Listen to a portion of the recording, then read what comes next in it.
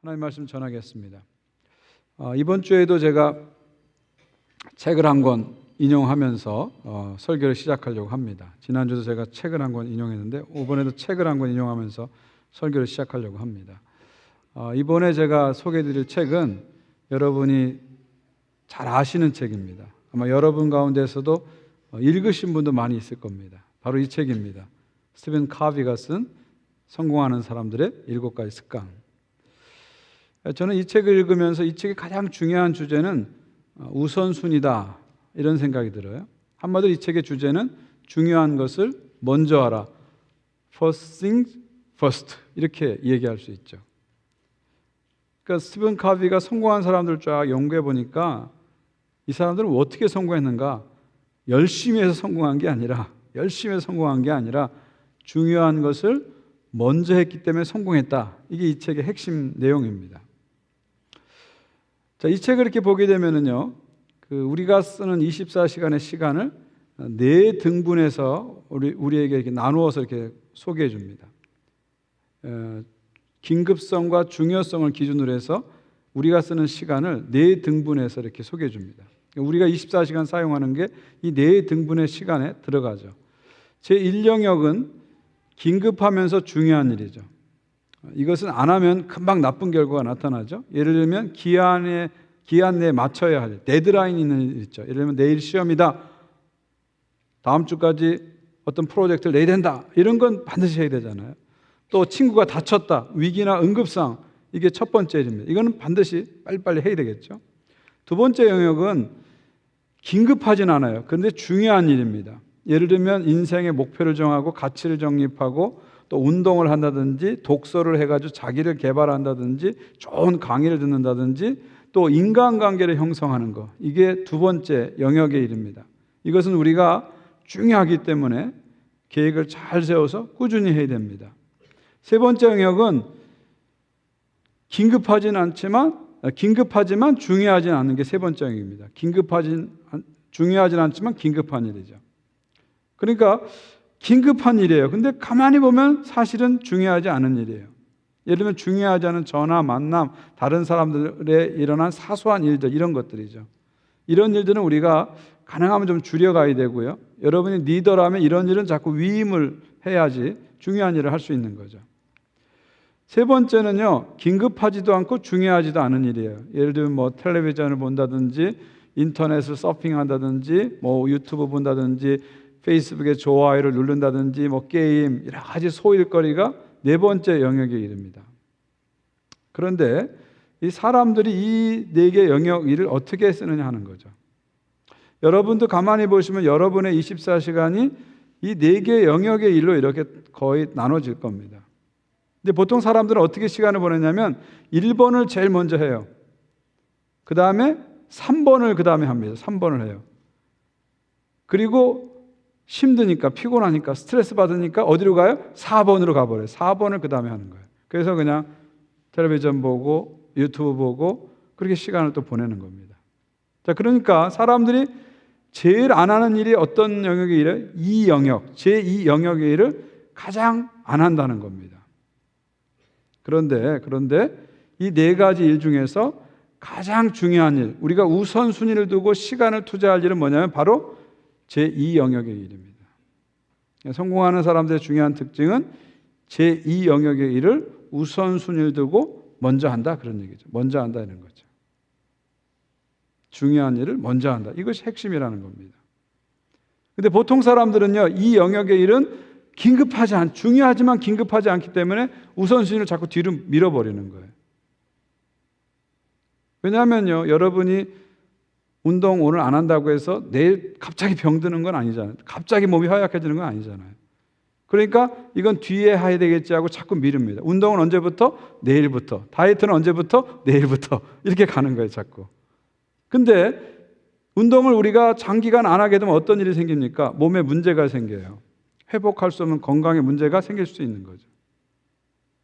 또 공부도 마찬가지입니다. 내 삶을 가치 있게 하는 공부들, 어떤 성경 공부도 좋고요, 독서도 좋고요, 어떤 좋은 강의를 듣는 거, 이런 거 안 한다고 해서 내 삶에 큰 지장은 없어요. 그러니까 이걸 자꾸 뒤로 미루는 거예요. 지장이 없기 때문에. 근데 장기적으로 이렇게 살게 되면 어떻게 될까요? 삶의 의미가 사라지고 목적이 사라지고 삶의 질이 떨어지는 거예요. 쳇바퀴 돌듯이 계속 살아가는 겁니다. 또 인간관계 형성하는 거 중요한 일인 줄 알아요. 근데 급한 일은 아니까 자꾸 뒤로 밀어버리는 거예요. 가족들과 관계를 형성하는 거, 이거 성공과 행복의 가장 중요한 일입니다. 근데 이게 급한 일처럼 보이지 않으니까 자꾸 뒤로 미루는 거예요. 가족은 항상 내 편이고 내 곁에 있다고 생각하니까 뒤로 미루는 거예요. 근데 나중에 이게 계속되면 어떻게 어떤 일이 생길까요?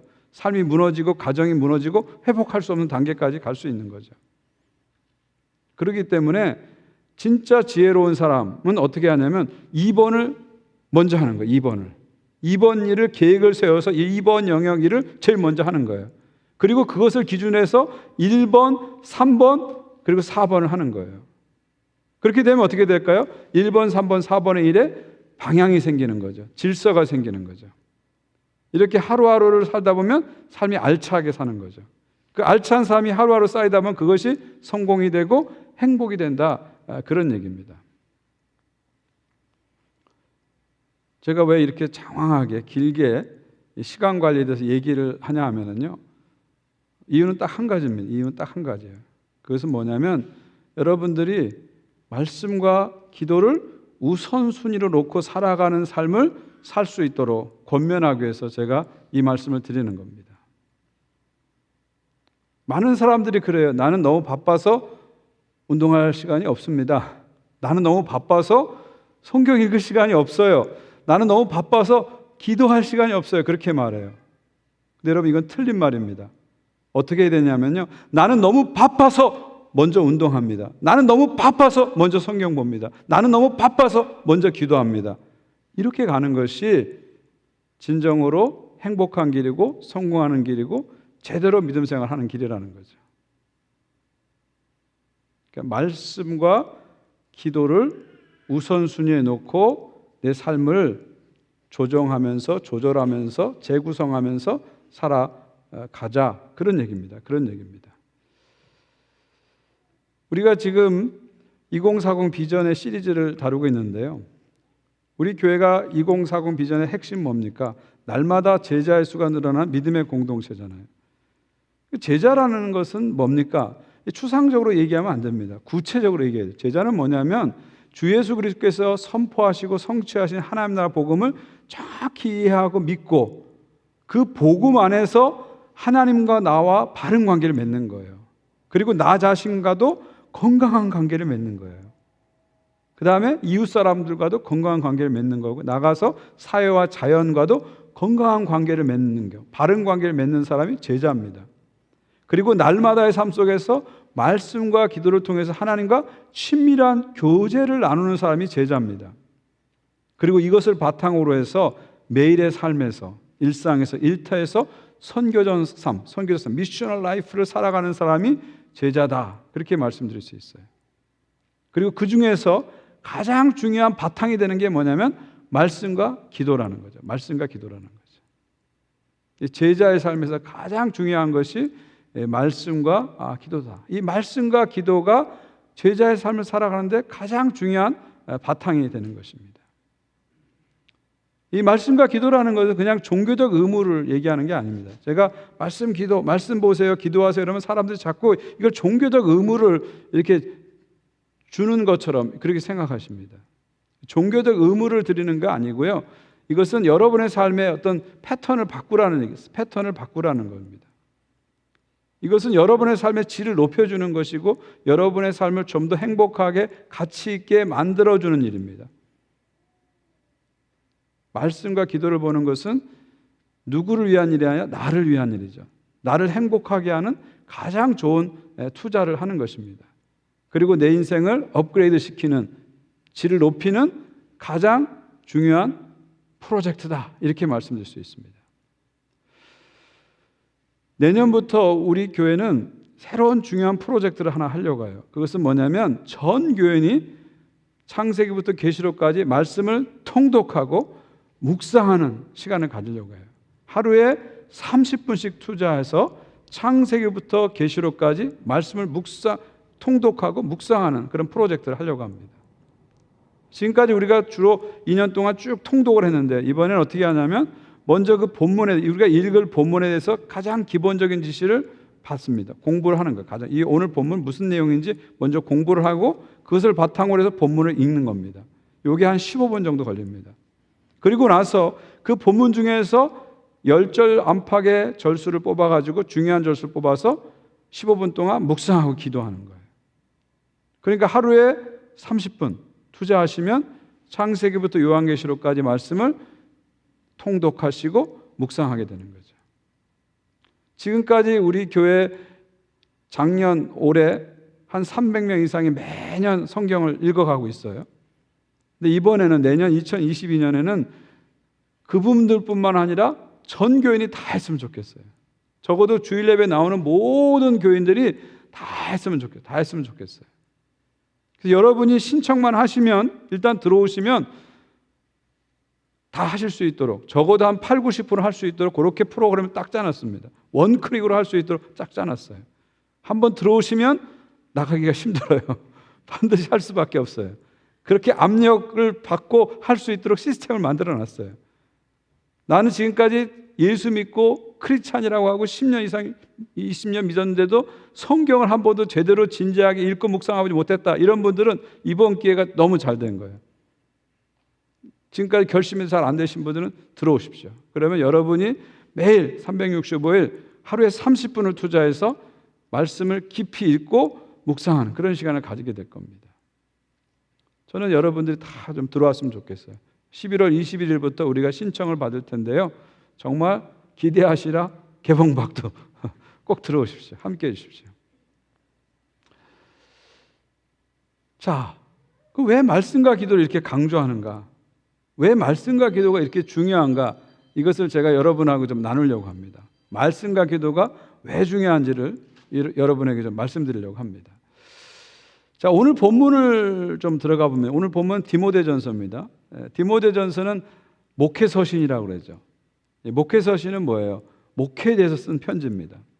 이 선배 목회자인 바울이 후배 목회자인 디모데에게 목회에 대한 가르침을 주는 서신이 디모데전서 목회서신입니다.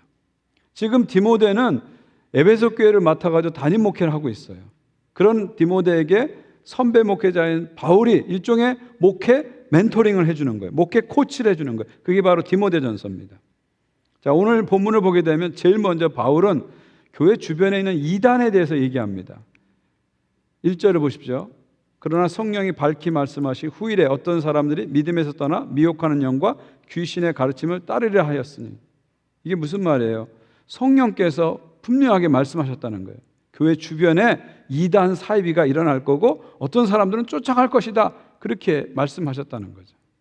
여러분, 복음서를 보게 되면 예수님께서도 마지막 때가 되면 거짓 선지자와 적그리스도가 일어날 것이다, 그리고 사람들이 쫓아갈 것이다, 분명히 말씀하셨죠. 이렇게 분명히 성경에서 예언하고 경고했음에도 불구하고 아직도 이단을 쫓아가는 사람들이 많이 있다는 것입니다. 자, 그러면 에베소 교회에 지금 나타난, 디모데가 목회하는 교회에 나타난 이단들은 어떤 특징이 있을까요? 3절을 보십시오.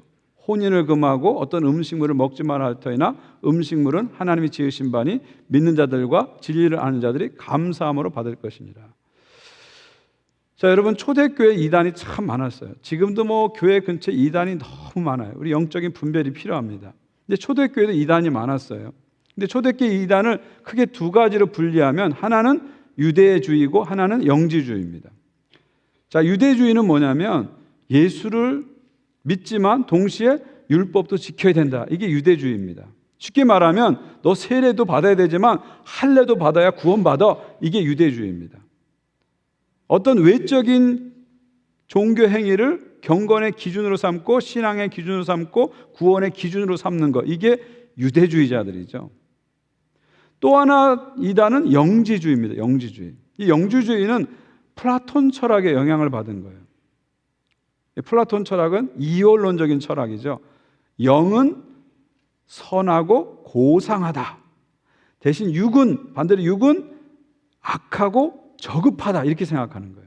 그러니까 가능하면 육을 눌러야지만이 영이 살아나고 우리가 구원을 받는다. 이게 영주주의의 핵심입니다. 여기 3절의 이단은 영지주의자들이죠. 혼인을 금하고 어떤 음식물을 먹지 말라.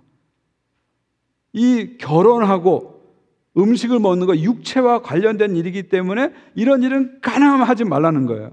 그리고 종교적인 생활에 집중하라는 거예요. 몰두하라는 거예요. 열광하라는 거예요. 이것이 이제 당시의 이단의 중요한 특징들입니다. 그러니까 일상을 떠나서, 가정을 떠나서 종교적인 열광, 종교적인 몰두 이런 거 하라는 게 지금 이단의 가르침이죠. 여러분 오늘날도 마찬가지 아닙니까? 우리 신천지 같은 경우 보면은 거기 빠져들면 어떻게 돼요? 가정으로부터 떠나지잖아요. 가정 식구들과 원수가 되잖아요. 그런데 빠져들면은 일상생활을 제대로 못 하잖아요. 똑같은 게 지금 나타나고 있는 겁니다. 자, 이런 이단에 대해서 바울은 이단의 가르침에 대해 뭐라고 얘기합니까? 4절 보십시오. 하나님께서 지으신 모든 것이 선함에 감사함으로 받으면 버릴 것이 없나니. 그러니까 바울은 이것을 뭘로 설명하는 거예요? 하나님의 창조를 가지고 설명하는 겁니다. 하나님이 모든 것을 만들었다는 거예요. 하나님이. 근데 하나님의 창조는 선하다 이렇게 얘기하고 있어요. 무슨 얘기예요? 하나님께서 선한 의도를 갖고 만드셨다는 겁니다. 하나님께서 남자와 여자를 만드신 것은 선한 의도를 갖고 만든 거예요. 하나님께서 동물과 식물을 만들어서 인간의 먹거리를 주신 것은 선한 의도를 갖고 만드신 거예요. 그러니까 성이나 가정이나 결혼이나 음식이나 이건 다 선한 거예요. 하나님이 선한 의도로 우리에게 선물로 주신 거기 때문에 이것은 우리를 어떻게 해야 돼요? 버릴 것이 아니라, 금할 것이 아니라 감사함으로 받으라는 거예요. 감사함으로 받으라는 거예요. 이것이 바울의 중요한 가르침입니다. 그러니까 하나님이 남자와 여자를 선한 의도로 만들었기 때문에 이 성과 결혼과 가정은 축복이에요. 축복이에요. 우리가 음식을 먹고 나누는 거 엄청난 축복입니다. 저는 요즘 그런 생각이 들어요. 제가 젊었을 때는 이 욕망이라는 것이 참 저주 같고 형벌 같았어요. 싸우느냐고. 근데 나이가 드니까요, 이 욕망도 축복이라는 걸 요즘 많이 느껴요. 나이가 드니까 이제는 못하는 게 너무 많아요. 이것도 먹지 말고 저것도 먹지 말고 그런 게 너무 많아지다 보니까 야, 마음껏 먹을 수 있는 게 이게 축복이구나. 성욕도 식욕도 축복이구나 하는 걸 저는 절실히 느낍니다. 여러분, 욕망은 죄가 아닙니다. 욕망은 죄가 아니에요. 욕망은 축복이에요, 사실은. 그걸 못 느끼는 분들에게 정말 물어보십시오. 욕망이 얼마나 축복인지 알게 될 겁니다. 우리가 욕망을 절제해야지 욕망을 정죄해서는 안 됩니다. 하나님이 만드신 모든 것, 성, 결혼, 가정, 음식 감사함으로 받으라는 거예요. 그러니까 진정한 기독교 영성은 뭐예요? 이것을 하나님의 창조로 보고 감사함으로 받고 하나님께 일상생활에서 감사하면서 살면서 하나님께 영광 돌리는 삶을 일상에서 살아가는 것이 진정한 영성이라는 거예요. 유대주의자처럼 영주주의자처럼 일상으로 떠나가지고 종교적인 생활에 몰두하고 열광적으로 살아가는 것이 진정한 기독교 영성이 아니라는 겁니다. 진정한 기독교 영성은 일상을 충실하게 살아가게 만들어줘요. 진정한 기독교 영성은 일상을 충만하게 살아가도록 만들어줘요. 오히려 영성이 일상을 떠나면요, 이상해져요. 이단으로 막 가는 겁니다. 참된 영성은 일상의 영성이죠. 모든 삶 속에서 주님 만나고 감사하면서 주님을 드러내는 삶을 살아가는 것이 진정한 기독교 영성이다. 이렇게 말씀드릴 수 있습니다. 그런데 이런 일상의 영성을 살아가는데 가장 중요한 것이 뭐라고요? 말씀과 기도라는 것입니다. 그 다음 5절 보십시오. 하나님의 말씀과 기도로 거룩해집니다. 뭘로 거룩해진다고요? 하나님의 말씀과 하나님께 드리는 기도를 통해서 우리가 거룩해지는 겁니다.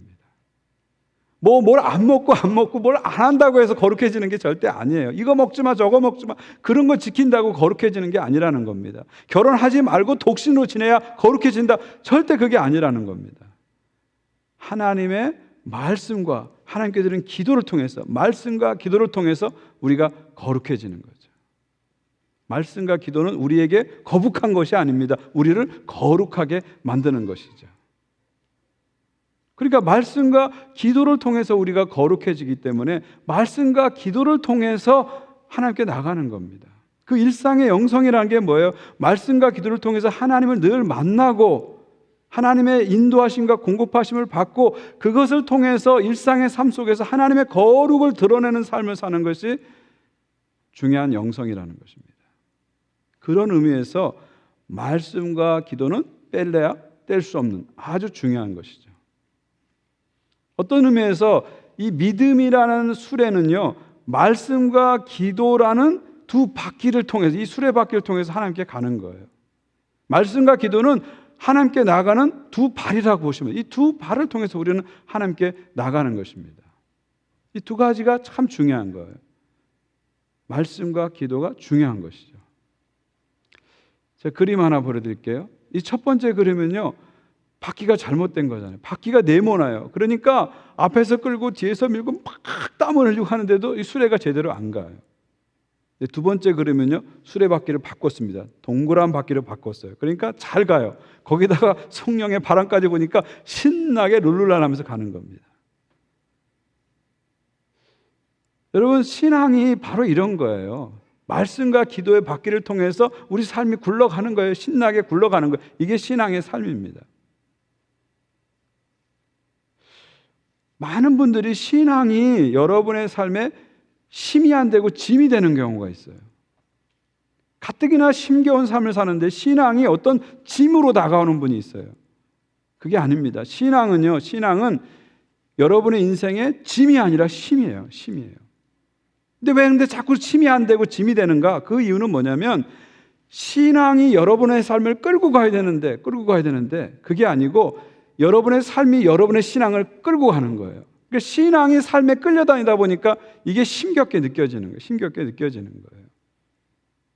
그런데 말씀과 기도란 두 바퀴를 갈아 끼고 성령의 바람을 타고 가게 되면 이 삶이 굴러가기 시작하고 신앙이 굴러가기 시작해서 더 이상 신앙이 짐이 아니라 힘이 되는 그런 놀라운 일이 나타나는 것이죠.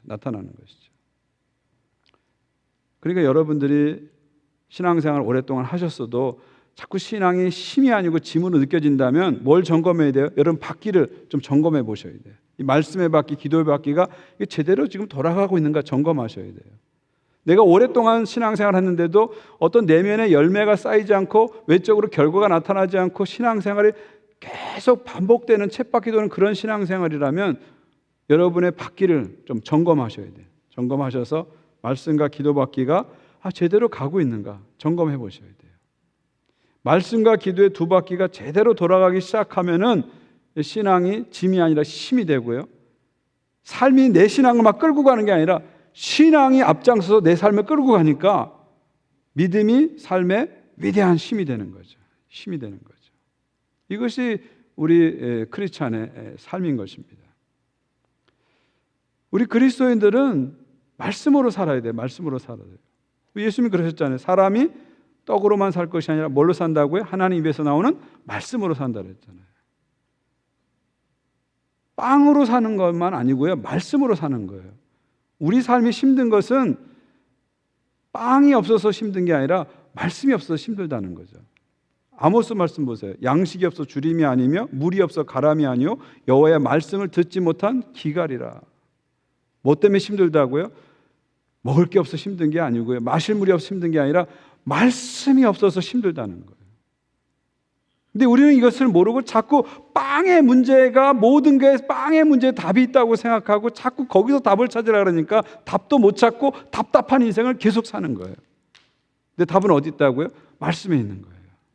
말씀 앞에 나가서 말씀을 보기 시작하면 말씀이 답을 줘요. 그러면서 인생이 질서가 잡히고 방향이 잡히고 미래가 환하게 열리는 거죠. 시편 말씀 보십시오. 주의 말씀은 내 발의 등이요 내 길의 빛이니이다. 하나님 말씀이 여러분의 삶의 등불이 되는 거예요. 내 인생이 왜 이렇게 깜깜해하다가도 말씀을 잡으면 환하게 열리는 겁니다. 내 길의 빛이니이다. 말씀이 미래를 열어주는 거예요. 미래를 밝게 해주는 거예요. 그래서 말씀이 내 안에 들어오면은 말씀으로 모든 걸 해석할 수 있고 말씀으로 모든 걸 결정할 수 있기 때문에 웬만한 유혹에도 흔들리지 않고 웬만한 어려움에도 흔들리지 않고 고난을 이기고 미래를 열어가는 그런 신앙생활을 하게 되는 것입니다. 또 하나 바퀴가 뭐라고요? 기도라고 그랬잖아요. 기도는 뭐예요? 하나님하고 대화하는 겁니다. 하나님하고 교제하는 거예요. 하나님하고 소통하는 거예요. 여러분이 기도를 통해서 하나님하고 교통하고 소통하고 교제하게 되면 그 기도를 통해서 하나님 주시는 뭘 받게 됩니까? 능력과 지혜를 받게 되는 거예요. 그 하나님이 주시는 능력과 지혜를 받게 되면 그 힘으로 살아가게 되는 거예요. 그러니까 기도는 일종의 뭐랄까요? 생명줄과 같은 거예요. 생명줄과 같은 거예요. 하나님은 기도를 통해서 우리들에게 당신의 능력과 지혜를 주십니다. 차가 다니는 길이 차도잖아요. 사람이 다니는 길은 인도잖아요. 하나님 다니시는 길은 뭐라고요? 기도입니다. 기도. 할렐루야. 하나님은 기도를 통해 다니세요. 기도를 통해서 오셔가지고 기도를 통해서 우리에게 능력과 지혜를 주시는 거예요. 그래서 우리는 기도에 우선순위를 두고 살게 되는 것이죠. 여러분, 예수님 보세요. 얼마나 바쁘고 힘든 삶을 사셨어요. 그래도 항상 기도에 우선순위를 주셨잖아요. 하루에 첫 시간 새벽 미명에 하나님께 기도하셨잖아요. 하루를 마치면서 밤이 맞도록 기도하셨잖아요. 중요한 일을 앞두고 기도하셨잖아요. 사역의 중간중간 기도하셨잖아요. 기도를 통해서 하나님 의지하고 하나님의 지혜와 능력을 받으셨기 때문에 예수님은 그렇게 바쁜 삶 속에서도 힘든 삶 속에서 승리할 수 있는 것입니다. 근데 우리가 자꾸 왜 기도 안 해요? 나를 의지하기 때문에 그래요. 하나님을 의지하기보다 내 힘, 내 지식, 내 경험을 의지하니까 기도할 시간에 인터넷에서 하나 더 찾아봐야지. 기도할 시간에 전화라도 하나 더 해야지. 이렇게 생각하는 거예요. 그러니까 기도하는 시간이 아깝게 느껴지니까 자꾸 뒤로 밀어버리는 거예요. 근데 여러분, 기도는요, 하나님의 지혜와 능력을 받는 시간이에요. 가장 효율성이 있는 시간이에요. 가장 가성비가 높은 시간이 기도 시간이에요. 기도를 통해서 우리가 하나님의 지혜와 능력을 받게 되면 인생에서 신앙이 짐이 아니라 힘이 되는 거예요. 신앙이 삶을 끌어가는 거예요. 삶에 끌려가는 신앙이 아니라 삶을 끌고 가는 신앙이 되니까 신앙이 위대한 힘으로 우리에게 다가오게 되는 거죠. 그리고 기도를 통해서, 말씀을 통해서 하나님을 깊이 만나게 되면 어떤 일이 일어나죠? 하나님을 점점 닮게 되는 거예요. 예수님을 점점 닮게 되는 거예요. 그게 바로 제자가 되는 길이에요. 제자란 어떤 사람이에요? 말씀과 기도를 통해서 주님을 점점점 닮아가는 거예요. 그러니까 제자의 삶에서는 말씀과 기도를 뺄래야 뺄 수 없는 것이죠. 한번 여러분, 이번 기회에 내 바퀴가 잘 굴러가고 있는가? 말씀의 바퀴, 기도의 바퀴, 이거 네모난 바퀴가 더 힘겹게 가는 거 아닌가? 제대로 동그란 바퀴가 돼서 잘 굴러가고 있는가? 기름칠을 제대로 했는가? 잘 보시면서 한번 점검을 해보세요. 말씀과 기도의 바퀴가 잘 굴러가면 삶의 차원이 달라지죠. 삶의 질이 달라지는 것입니다. 한 가지 더 중요한 사실은 뭐냐면 이 말씀하고 기도는 균형이 있어야 돼요. 말씀 따로 기도 따로 가면 안 되고요. 말씀과 기도가 함께 가야 됩니다. 우리 한국 교회를 보면은 그게 크게 교회 안에 두 파가 있어요. 하나는 기도파가 있고요. 하나는 성경 공부파가 있어요. 기도파는 뭐예요? 기도 성령 그래요. 뜨겁게 막 기도해요. 근데 말씀이 약해요. 그러다 보니까 분별력이 약해요. 그래서 나중에 보면은요, 교회 문제를 일으키는 사람들이 다 기도파에서 나오는 경우가 많아요. 죄송하지만. 이단으로 가는 사람도 기도파에서 많이 나와요. 미안한 이야기지만요. 또 성경 공부파가 있어요. 성경을 알아야 돼, 성경 공부해야 돼, 강조해요. 좋은 거죠. 근데 성경 공부만 너무 강조하다 보니까 어떤 일이 생겨요? 너무 이론적으로 흘러가고 지적으로 흘러가서 비판의식만 높아지고요. 능력이 없어요. 저는 이것은 잘못된 일이라고 생각해요. 말씀과 기도가 같이 가야 돼요. 말씀 따로 기도 따로가 아니라 말씀과 기도가 균형을 잡고 같이 갈 때 건강한 신앙인이 되는 거죠. 존 파이퍼 목사 이런 말을 했어요. 내가 무엇보다 소중하게 여기는 일은 하나님의 말씀이 내 기도를 인도하고 말씀이 내 기도를 가득 채워 지탱해주고 통제하는 것이다. 무슨 말이에요? 말씀 따로 기도 따로가 아니라 말씀이 내 기도를 끌어가고 내 기도가 말씀을 끌어가서 말씀과 기도가 함께 가는 것이다. 그런 얘기죠. 잠언에는 이런 말씀이 있습니다. 사람이 귀를 돌려 율법을 듣지 아니하면 그의 기도도 가증하니라. 참 중요한 말씀입니다. 하나님 말씀을 듣지 않고 기도하면요, 그 하나님 기뻐하는 기도가 될 수 없다는 거예요. 그냥 샤머니즘적인 기도로 빠질 수밖에 없다는 거죠. 말씀을 듣고 그 말씀이 기도로 가야 되고요. 기도는 다시 말씀으로 가야 돼서 말씀과 기도가 두 개의 수라바퀴처럼 같이 굴러가야, 함께 굴러가야 힘찬 신앙생활, 건강한 신앙생활 할 수 있다. 그런 말씀입니다. 또 한 가지 중요한 것은 뭐냐면 이 말씀과 기도는 훈련이 필요하다는 거예요. 절대로 저절로 되지 않습니다. 앞에서 말씀드린 것처럼 사람들은요, 제2 영역의 일을 우선순위 두고 하지 않아요. 대부분의 사람들이. 주로 급한 일, 앞에 닥친 일을 먼저 하고 이것을 뒤로 미루다 보니까 안 하게 되는 거예요. 이게 인간의 심리라는 겁니다. 또 인간의 뇌 구조가 자꾸 익숙한 쪽으로 가도록 돼 있어요. 편한 쪽으로 자꾸 가도록 인간의 뇌가 그렇게 돼 있는 거죠. 그렇기 때문에 말씀 안 읽는 사람이, 기도 안 하는 사람이 다시 말씀 보고 기도한다는 게 이게 쉽지 않아요. 그리고 한번 시작해서 그걸 끝까지 간다는 게 생각보다 어렵다는 거예요. 그래서 여기서 뭐가 필요해요? 훈련이 필요한 겁니다. 본능을 거스르는 훈련을 해야지만이 말씀의 사람, 기도의 사람이 될 수 있다는 것이죠. 오늘 말씀 보세요. 망령되고 허탄한 신화를 버리고 경건에 이르도록 내 자신을 연단하라. 육체 연단은 약간의 유익이 있으나 경건은 범사에 유익하니 금생과 내상의 약속이 있느니라. 미쁘다 이 말이요 모든 사람이 받을 만하도다. 지금 사도 바울은요, 영적인 훈련, 스피리추얼 엑서사이즈를 육체 훈련, 피지컬 엑서사이즈와 비교하고 있는 거예요. 우리가 육체 훈련을 해도 뭐가 필요해요? 연단이 필요해요. 연습이 필요해요. 훈련이 필요해요. 운동을 좋아하시는 분들 여기 많이 계시죠? 운동해 보시면 알겠지만 훈련 없이 어떤 경지에 절대 도달할 수 없어요. 반복적이고 피나는 훈련해야 어떤 경지에 우리가 도달할 수 있어요. 그 운동이 내 몸에 딱 배가지고 자동적으로 나와야 운동이 되는 거죠. 이런 훈련 안 하고 운동을 잘할 수 없는 겁니다. 마찬가지로 스피리추얼 엑서사이즈, 영적인 훈련도 이런 훈련이 필요한 거예요. 저절로 되지 않는 훈련이 필요하다는 것입니다. 금생의 유익이 있는, 이 땅의 삶에서 약간의 유익이 있는 운동을 위해서 우리가 이렇게 시간을 투자하는데 금생뿐만 아니라 영원한 삶까지 유익이 있는 이 스피리추얼 엑서사이즈, 영적 훈련을 위해서 말씀과 기도의 경건의 훈련을 위해서 우리는 훈련을 해야 된다는 거예요.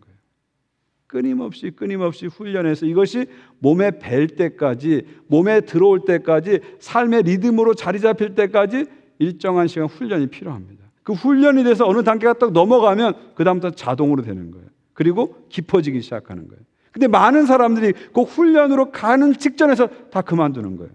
그래서 자꾸 창세기에서 멈추게 되는 거예요. 마태복음에서 자꾸 멈추게 되는 거예요. 요거 한 번만 넘으면 그 다음부터 새로운 차원의 믿음의 삶이, 새로운 차원의 삶이 열리는데 이걸 못 넘는 거예요. 근데 이게 생각보다 쉽지 않아요. 그래서 우리가 공동체적으로 같이 훈련해도 같이 가야 돼요. 교회가 여러분을 철저하게 도와줄 거예요. 분명하게 도와줄 거예요. 이번 기회에 한번 여러분 결심하십시오. 내가 신앙생활을 하면서 앞으로 내가 몇 년을 살지 모르지만 매년 성경 한 번 읽는다. 꼭 성경 한 번씩 읽는다. 성경을 제대로 읽고 나 신앙생활 하겠다. 이 결심만 해보십시오. 이게 작은 결심 같지만 여러분의 인생의 판도를 바꿀 거예요. 여러분의 인생의 판을 바꿀 거예요. 완전히 새 판으로 나가게 될 겁니다.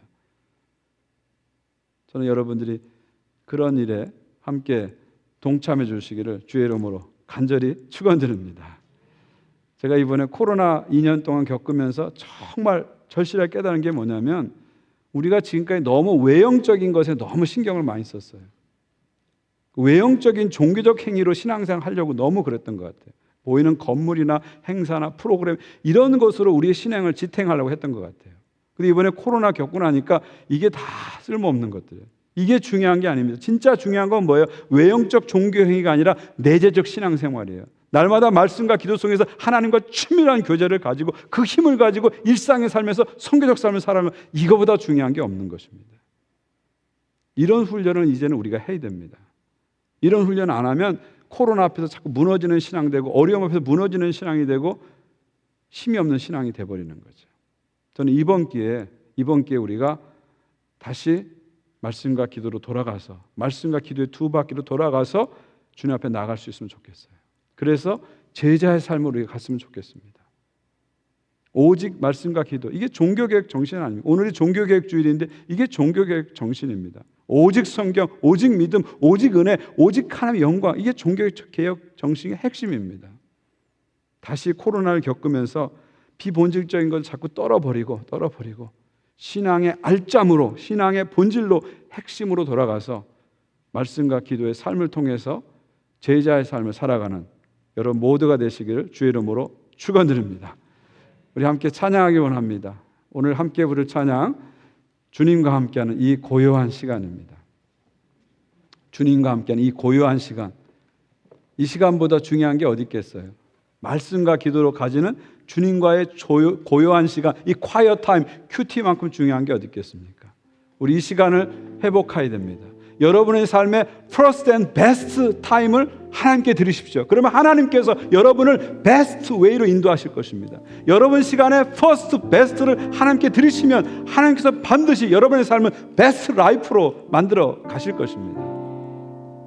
오늘 이 시간 이 찬양 부르시면서 주님과 함께하는 이 고요한 시간, 하루에 5분도 좋습니다. 10분도 좋습니다. 꼭 가지면서 내가 살겠습니다. 그래서 나의 삶 속에서 주님 만나고 그것을 주님을 드러내는 그런 제자의 삶 살겠습니다. 이런 고백을 가지고 우리 함께 찬양하기 원합니다. 우리 다 함께 일어나서 찬양하겠습니다.